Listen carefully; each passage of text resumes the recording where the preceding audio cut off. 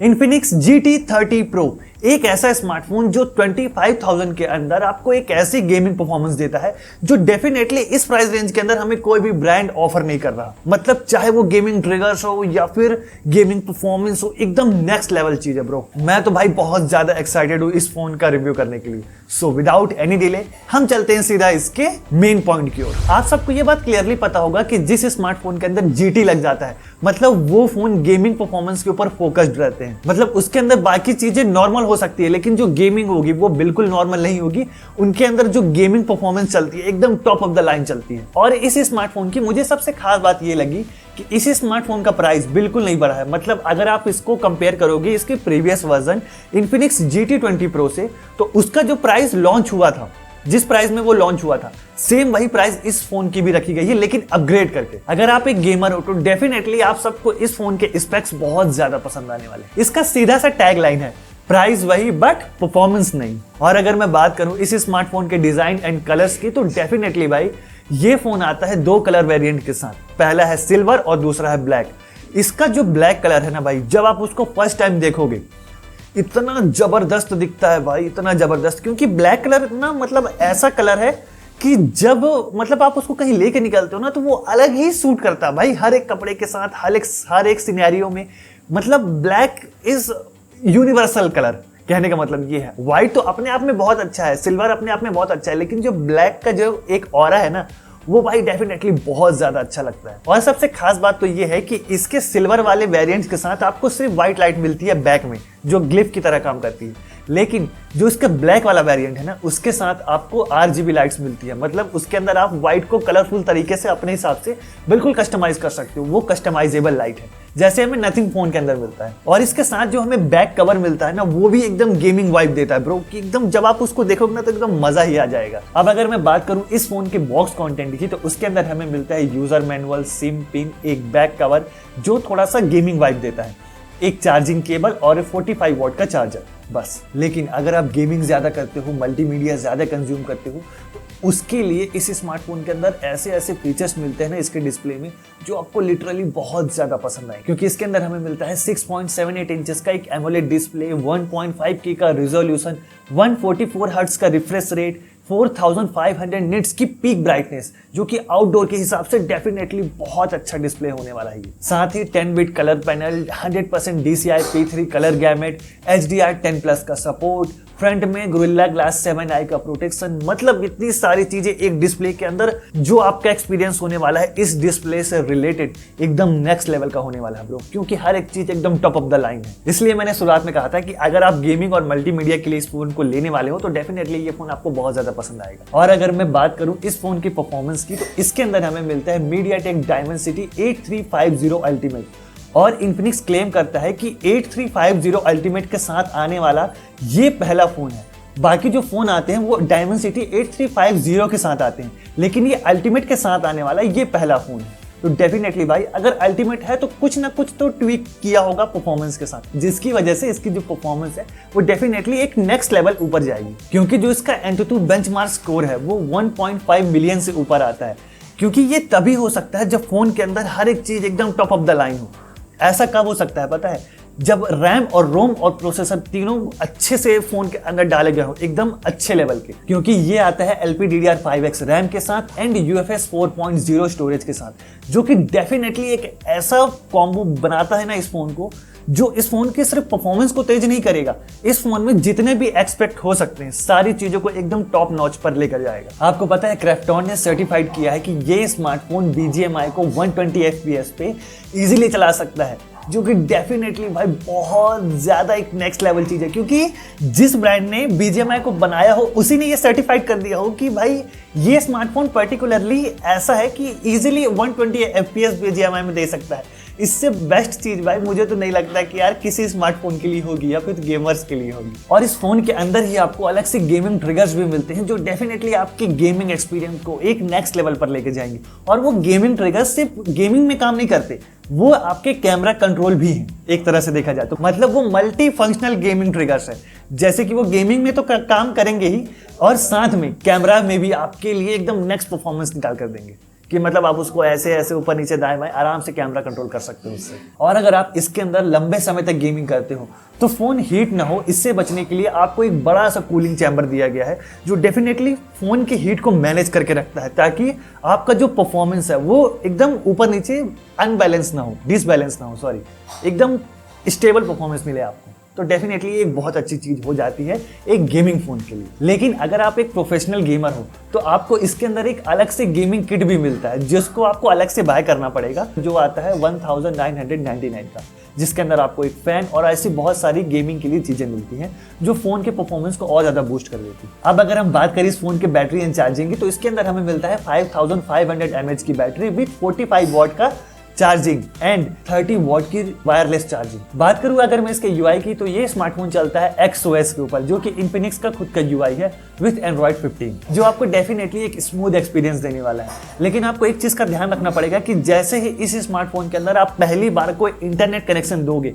तो इसके अंदर कुछ ब्लोटवेयर एप्स अपने से प्री इंस्टॉल्ड हो जाएंगे, जिन्हें आप अपने से बाद में अनइंस्टॉल कर सकते हो। उसके लिए कोई दिक्कत नहीं। हमें तो यही चाहिए ना कि भाई हमको कम प्राइस में अच्छी चीजें मिल जाए, बाद में फिर हम भले उसको अनइंस्टॉल कर दें यार। लेकिन इसका जो सॉफ्टवेयर अपडेट है ना, वो मेरे को थोड़ा सा डिसअपॉइंट किया है। क्यों पता है? क्योंकि इसके अंदर हमें 2 साल के एंड्रॉइड अपडेट्स एंड 3 साल के सिक्योरिटी पैचेस के अपडेट्स मिलते हैं। यार 2+3 का जो कॉम्बो है ना वो बहुत कम है, कम से कम 3+4 का होना चाहिए, ताकि ये लॉन्ग टर्म में एक मतलब ना आपको नया एक्सपीरियंस मिलते रहे। क्योंकि अगर अपडेट्स आपको कम मिलेंगे तो सीधी सी बात आपको नई नई चीजें कम मिलेंगी। तो ये चीज मेरे को थोड़ा सा डाउनग्रेड लगा। बात करूं इसके सॉफ्टवेयर के कुछ एक्स्ट्रा फीचर्स की, तो इसके अंदर हमें मिलता है डायनेमिक बार, जैसे कि हमें आईफोन के अंदर मिलता है, जो कि डेफिनेटली जब आप म्यूजिक सुनते हो, कोई टाइमर लगाते हो, तो उन सब चीजों के लिए मतलब जिसमें टाइम लगता है, जैसे आप डायनेमिक बार पे क्लिक करते हो तो आपको एक पॉपअप मिलता है जो डेफिनेटली एक स्मूथ पॉपअप है। मेरे को वो चीज़ बहुत अच्छी लगी, जब मतलब आता है और ऐसे ऐसे होता है, वो चीज़ मेरे को बहुत अच्छा लगा। और AI फीचर्स के अंदर हमें circle to search, Infinix assistant, AI writing, ये सारे नॉर्मल फीचर्स हमें मिल जाते हैं जो कि कॉमन हो चुके हैं आज के टाइम। बात करें इसकी कनेक्टिविटी की, तो इसके अंदर हमें मिलता है 10 5G बैंड्स, 4G वोल्टी का support, Bluetooth version 5.4, Wi-Fi 6 and NFC का सपोर्ट। मतलब कनेक्टिविटी के अंदर आपको कोई भी दिक्कत नहीं आने वाली। अगर आप एक मल्टीमीडिया लवर हो और कंटेंट ज़्यादा कंज्यूम करते हो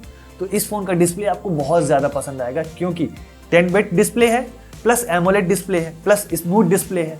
ऊपर से जो कलर्स हैं इस फोन के वो बहुत ज़्यादा पंची एंड वाइब्रेंट है, मतलब देखने में एक अच्छा फील आता है।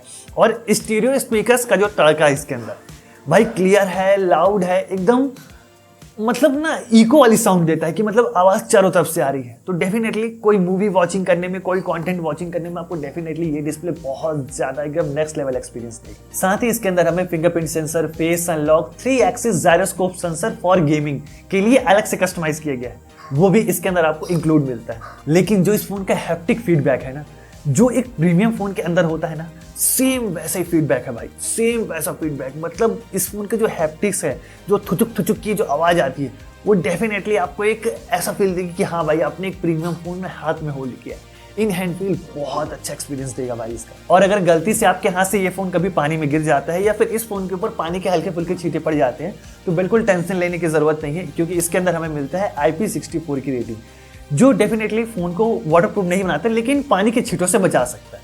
ठीक है, साथ ही इसके अंदर हमें मिलता है FM रेडियो। अगर जो लोग सुनते हैं तो डेफिनेटली ये फोन उनके लिए बहुत ज़्यादा अच्छा होने वाला है, क्योंकि आज के टाइम पे तो ऑनलाइन म्यूजिक जो है वो ज़्यादा चलता है। लेकिन कई लोग ऐसे आज भी हैं जो FM रेडियो को ज़्यादा पसंद करते हैं, क्योंकि उनमें एक अपनापन जैसा फील होता है कि जैसे वो बोलता है ना कि हम उनके लिए ये गाना चलाने वाले हैं। तो इस टाइप की जो फीलिंग वाले जो लोग होते हैं वो पुराने ज़माने के लोग हैं। आज भी ऐसे बहुत सारे नए ज़माने के भी लोग हैं। सो अगर आपको पसंद है तो इस फोन के अंदर है। और इसी स्मार्टफोन का डिस्प्ले आता है TUV रेड लाइन सर्टिफिकेशन के साथ। इसका सीधा सा मतलब ये है कि जो फोन के अंदर ब्लू लाइट की जो क्वांटिटी होती है वो कम है, लेकिन इस फोन के अंदर जो कलर्स है वो काफी ज्यादा पंची है। मतलब इस स्मार्टफोन का डिस्प्ले आपकी आंखों को कोई भी दिक्कत नहीं देगा और आपकी आंखों के लिए सेफ है। सीधा सा मतलब है कि ये डिस्प्ले एक आई फ्रेंडली डिस्प्ले है। बात करूं फोन की कैमरा सेटअप की, तो इसके अंदर हमें मिलता है 108 मेगापिक्सल का मेन कैमरा और 8 मेगापिक्सल का अल्ट्रा वाइड एंगल कैमरा। देखो, अगर 2 मेगापिक्सल का डेप्थ सेंसर देता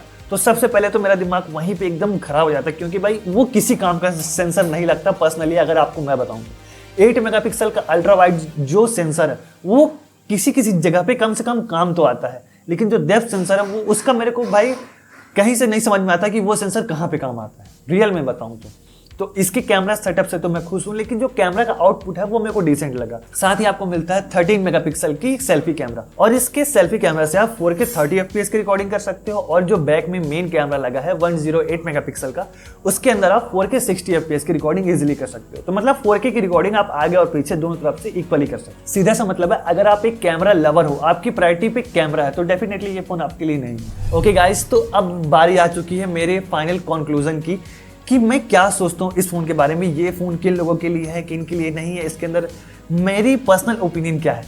तो सीधी सी बात है, 25,000 के अंदर अगर आप एक गेमिंग लवर हो, इससे बेस्ट ऑप्शन आपको नहीं मिलेंगे।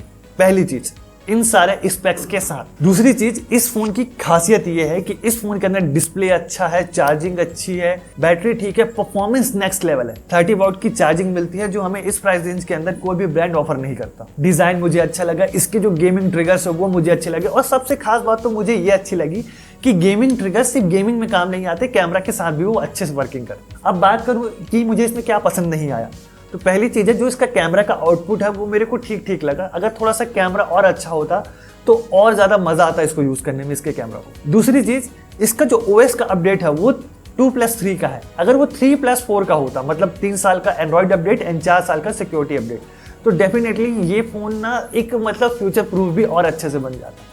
सो भाई मेरे लिए तो, अगर आप गेमिंग लवर हो तो ये फोन मैं आपको डेफिनेटली बहुत अच्छे तरीके से सजेस्ट करूंगा कि हाँ भाई आप इसको खरीद सकते हो, आपको कोई दिक्कत नहीं होने वाली, क्योंकि परफॉर्मेंस अच्छी है। तो भाई लोग, ये रिव्यू यहीं तक था। उम्मीद आप सबको ये रिव्यू पसंद आया होगा। मैं जानना चाहूंगा यार कि इस स्मार्टफोन के बारे में आपकी क्या ओपिनियन है। इन सब चीजों को जानने के बाद आप क्या सोचते हो, अगर आपके पास 25,000 होगा तो क्या आप इस स्मार्टफोन को लोगे या किसी और ऑप्शन को देखोगे? डेफिनेटली मुझे आप कमेंट सेक्शन में जरूर बताना, ताकि मुझे भी समझ में आए कि अगर कोई और भी है जिसके पास 25,000 है तो वो क्या थिंकिंग रखता है एक स्मार्टफोन को खरीदने से पहले। सो मैं मिलूंगा आपसे नेक्स्ट वीडियो में नेक्स्ट किसी और नए स्मार्टफोन के रिव्यू के साथ। तब तक आपके भाई की तरफ से आप सभी को बाय बाय।